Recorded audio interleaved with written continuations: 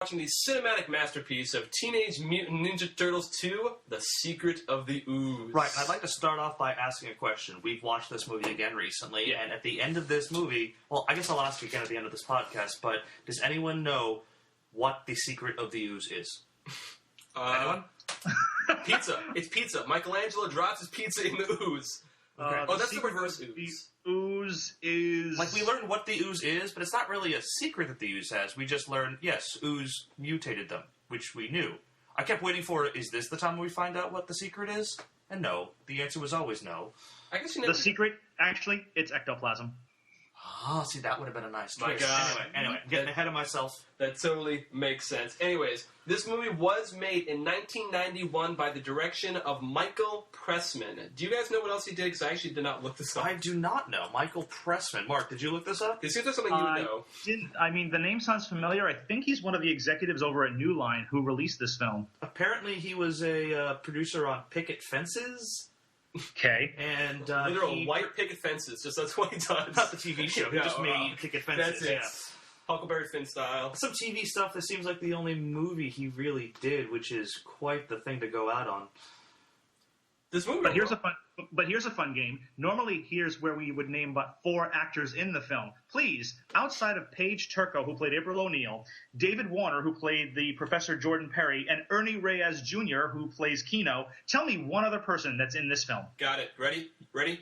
Kevin effing Nash. WWE. Also, speaking of Kevin Nash, he was Schulte Shredder, by the way. Kevin Clash is in this. He is the Splinter, yes. People might know Kevin Clash as a person who Sesame Street no longer wants to admit was playing Elmo for the past 20 years. He played Splinter. And why is that, Josh? Let's not get into that kind of politics on this show, but he did very bad things. Mark, that is a touchy subject, so let's move on. Wow. Okay. So this movie actually... But anyway, you know I can't do that. You know I can't name any other actors because the few... let's get into this part.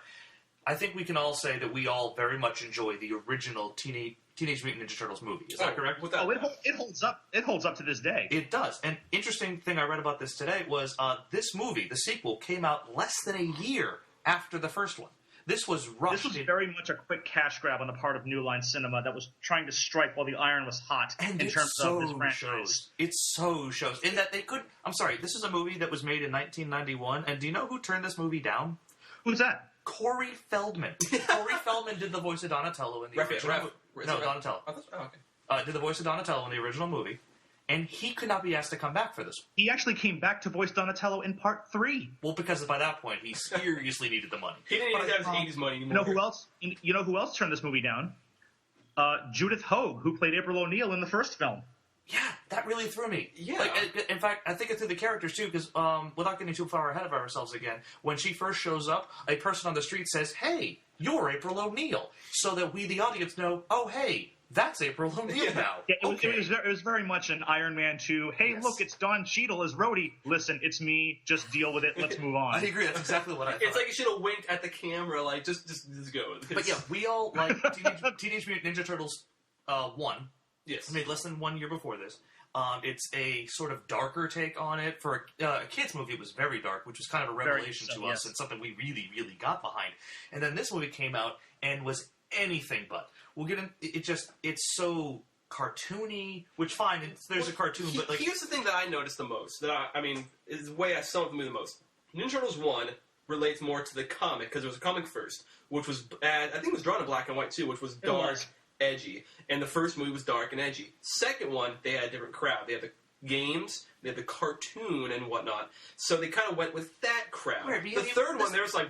Yeah, but there's less than a year between these. It's not like the game and the cartoon came out in that 10 months between them. Then they definitely... I mean, they were on their Pizza Hut money. They were on their tour of the Out of Their Shell tour, which... Do you guys know that? They went around the United States touring as a rock musical or rock opera? You were too coming young. Out of Their Shells tour, yes. Yeah, you don't know. Mark and I begged Mom and Dad. Did you guys really? Begged them. They had... wouldn't have no fun.